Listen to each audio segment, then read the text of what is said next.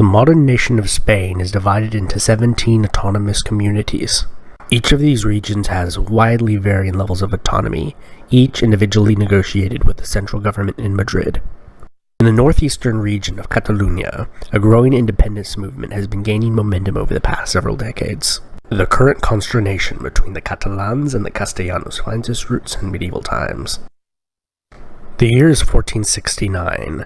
The Iberian Peninsula is split into 5 kingdoms: the Kingdom of Portugal, the Kingdom of Navarre, the Islamic Emirate of Granada. In the Catalan Kingdom of Aragon, the people were protected by a constitution and elected a parliament called the Cortes. The largest of the Iberian kingdoms was Castilla y León, which literally translates to the castle and the lion. This was ruled over by Isabella, an 18-year-old. Isabella, with her large kingdom, was the most desirable bride in Europe.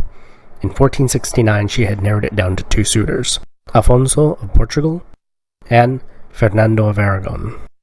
She would ultimately decide on Fernando, and together they would conquer the last Islamic enclave on the Iberian Peninsula of Granada and conquer the Kingdom of Navarre. They would go on to conquer lands in North Africa, Italy, and the New World.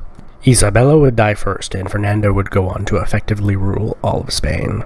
Fernando would be succeeded by Carlos, his grandson, and Spain would be a unified country for the first time. Under his great-grandson Felipe, the entire Iberian Peninsula would be unified. This would last for 60 years. In the War of Spanish Succession, that lasted from 1702 to 1714, 2 rival claimants for the Spanish throne duked it out, with nearly every country in Europe taking one side or the other. Unfortunately for the Catalans, they picked the losing side. After the culmination of this war, the Catalans lost most of their traditional rights and privileges, and were ruled from Madrid. Following the end of Francisco Franco's regime in 1975, Catalonia has gradually gained more autonomy and independence. Since medieval times, the Catalans were known for their industry and aptitude as merchants and traders. Without getting into the inter-party politics, the multitude of linguistic and cultural differences, the current Catalan independence movement has everything to do with money. In short, Catalonia pays a disproportionately high amount of taxes for their population size, and the rest of Spain benefits from this, and Catalonia does not. The government in Madrid would like to see the tax situation stay the same, while Catalans increasingly would like to see the money being spent in Catalonia.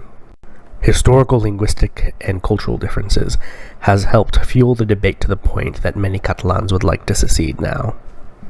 Many Catalans have expressed that they would like to have the same fiscal autonomy enjoyed by the Basque region.